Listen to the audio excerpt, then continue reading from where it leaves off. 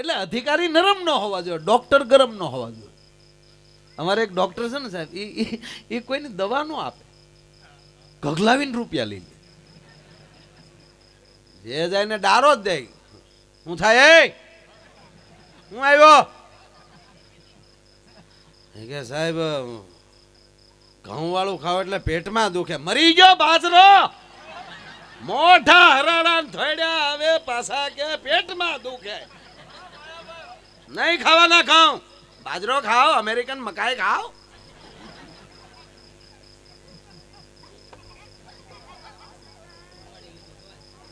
હા લે તારી પણ લોટ કઈ વધતી જાય દાડા દિવસે.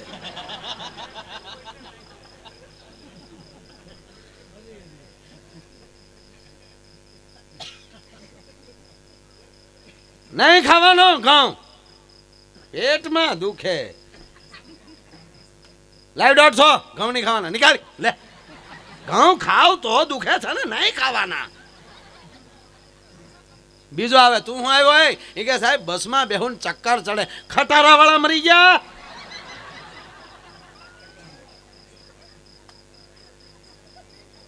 સક્કરડામાં બેહવાનું, ખટારામાં ડમ્ફરિયું મળે તો એમાંય ચડી જવું, બચમાં નહીં બેચવાનું. લાઈવ 150. એ કે સાહેબ અમથા આપણે કોઈ દી બસમાં બેસી નહીં, પણ ઓલો આનંદ મેળામાં ને એમાં પરાણે લઈ જાય પછી જવું પડે કે નહીં? ત્યાં તમારે ફૂલ પેકેટ ખાઈ લેવાનું, બાકી નહીં બેસવાનું. લાઈવ 150 નીકળ. કોઈ પહેલી તમને દવા નો આપે, ગગલાવીને મોકલી દે. એમાં એક જણો સાહેબ રોજ ઊભો ઊભો જોવે કે આ કમાલ કહેવાય ડોક્ટર. પાણી વાળતો તો વાળીએ, ડોક્ટર મગજમાં સીડ્યા. પાવડાનો હાથો બાવળનો બઠ્ઠો નાખેલો, એ પાવડો છૂટો કર્યો ને હાથો એકલો ખંભે લીધો અને સીધા દવાખાને. ડોક્ટર કે હું આવ્યો હે કે સાહેબ 3-4 દી થાય એમ થાય, કોકને 1-2 નાખો. ડોક્ટર કે નાખવા જોવે. લાય 150. કે આયો 200. ડોક્ટરને 4 નાખ્યા. ડોક્ટર સીધા કોમામાં. 4 દિવસે ડોક્ટર ભાનમાં આવ્યા, એક જ શબ્દ બોલ્યા કે વિજ્ઞાન જાથાવાળા હારા, પણ પાવડાના હાથાવાળા નો હારા. માટે આગમાં ગોચર અલગ ધણીની ખોજ મારે મુરે, મોજ મારે મોજ મારે.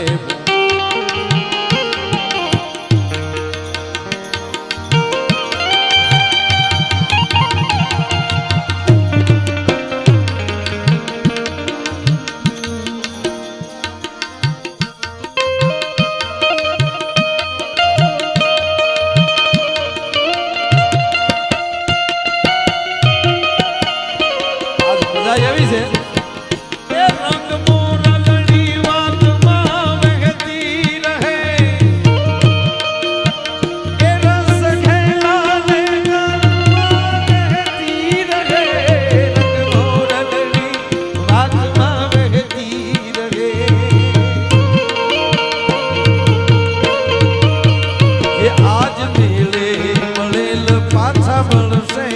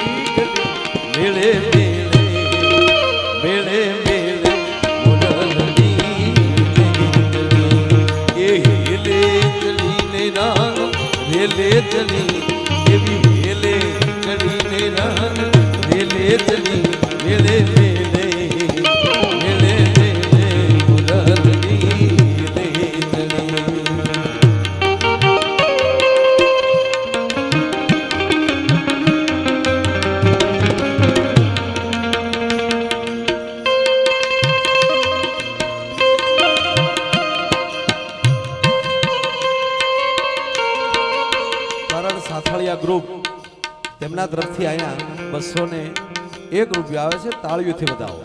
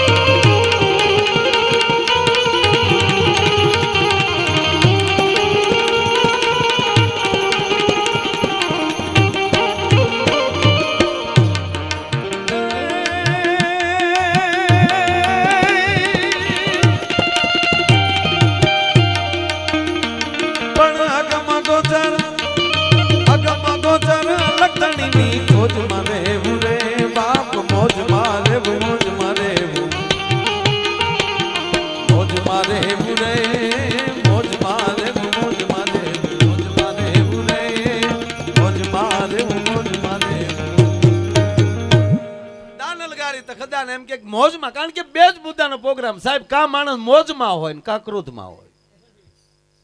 જો મોજ ઓછી થઈ જશે તો ઓટોમેટિક ઓલું ક્રોધ દબાણ કરીને આવશે.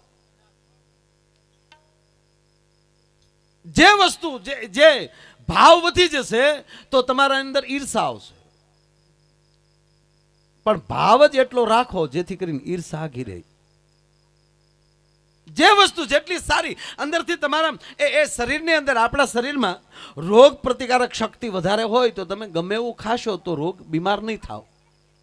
પણ જ્યારે એ તબિયત તમારી કથળવા મળે ત્યારે એ પાણી એમ કેવાય ગરમ કરીને પીવું પડે. થોડાક ભલે પીડ્યા વડીલ, આમાં ભીરું ભીરું સારું લાગે, હા ઉપાડી જવું એની કરતા. અને અમને હું ફરે એમ, અમને એમ થાય કે અમે લુખા નથી એમ.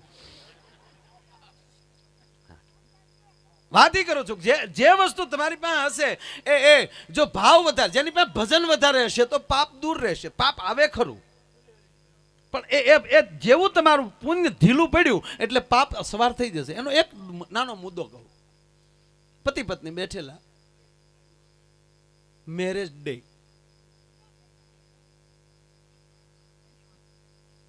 એવું બાપુ તમને ન ખબર હોય, તમારે માથું નહીં હલાવવા. એ हमारी अंगत बात है बापू. ખરેખર આ બાવલિયાને વર્ષોથી જોઉં છું સાહેબ. આ કાંઈ પણ એની લેર, એની પોતળી, એની ને આનંદ. બે પતિ પત્ની બેઠેલા, મેરેજ ડે એટલે લગ્નનો વરહ પૂરા થયેલા હોય.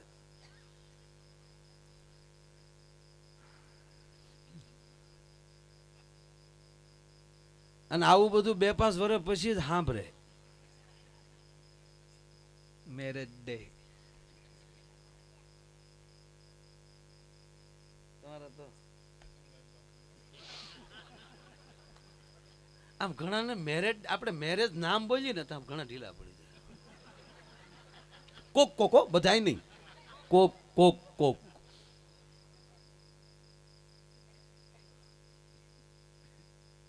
અને લગભગ બધા બહેનો એમ કહેતા એક સાસરિયામાં દુઃખ હોય એમ, આવું બધા કહે. અને પુરુષો એમ કે લગ્ન થાય પછી પરિસ્થિતિ ફરી જાય. આ બે મુદ્દા મને ગમતા નથી. જ્યાં સુધી પુરુષના લગ્ન ન થાય, અને મારે તો ઘણીવાર આવું બાપુ, આ સંતો બેઠા છે, પરબ બેઠું છે, મારે વધારે શું કહેવાનું, પણ મારે ઘણીવાર મને ખબર નથી રહેતી હું ક્યાં છું. ને આજ તો અહીંયા ગમે એમ બોલવાનું, કારણ કે આયોજક જ પોલીસ વાળા છે એટલે આપણને કોઈ કંઈ કહેવાનું છે નહીં. હા, ગમે એમ બોલવાનો એનો અર્થ એમ ન સમજતા કે હું ગાંડો થઈ ગયો. હા, એ અમુક મુદ્દા આપણને ન ગમે કે ભાઈ લગન એ લાકડા લાડવા જેવી વાતો છે, ને ખાધા પસ્તાણા, નથી ખાધા પસ્તાણા, આવી બધા વાતો કરતા હોય. આ જેને મંદિરમાં આપણે કાલે બેહાડવાના છે, ભગવાન શિવને કહેજો, એને પૂછજો કે તમે ભલે આશુતોષ છો, અજન્મા છો, પણ તમને શક્તિ ન મળી હોત તો તું મોટો બાપ નો કહેવાનો હોત. સાહેબ, આ ભોળિયા નાથની જાન જાતી હતી અને ભૂતળા જેથી નાચતા હતા. ભૂતળા નાચે કોઈ દી? ઈ નાતા ધા ધઈ તકડીન ધીન ધીન દાડ. તા તો ભોળો નાથ તમને કોઈ પોઠિયા ઉપર ઊભો થઈ જાય. એમાં ભગવાન મળ્યા ડિસ્કો કરો, એક હાથમાં ડમરું ને એક હાથમાં ત્રિશુલ. એમાં વળી ખબર ન રીતે પોઠિયાના એટલે નંદીના વાહામાં એટલું ત્રિશુલ હાલવી દીધા. હા, નંદી એટલે એવું કે છું નહોતું. પછી તમે એવું ન સમજતા, મોટો બાપુ ગમે એમ કરે. નંદી પાછું વાળું જોઈને કે મારો હું વાહો ભાંગો, એ કે ભૂલાઈ ગયું બટા.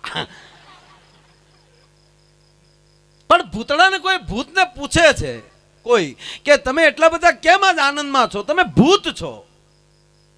તેમે ભૂતમાલી કોઈ બોલ્યું કે અમે આનંદમાં છે, એનું કારણ એ કે અમારી પાસે મોટો બાપ તો હતો, અમારી પાસે માં નહોતી, કાલ અમને માં મળવાની છે, એના આનંદમાં અમે નાચીએ છીએ. કાલ અમને માં મળવાની છે, એ કાલ અમને માં મળવાની છે. એ શબ્દ ભગવાન આશુતોષ મહાદેવ સાંભળી ગયા. આંખમાંથી દાળ દાળ દાળ આહું મળ્યા પડવા ભગવાન શંકરની આંખમાંથી. અને ત્યારે શિવને કોઈ પૂછે છે કે તમારા તો લગ્ન છે, તમે કેમ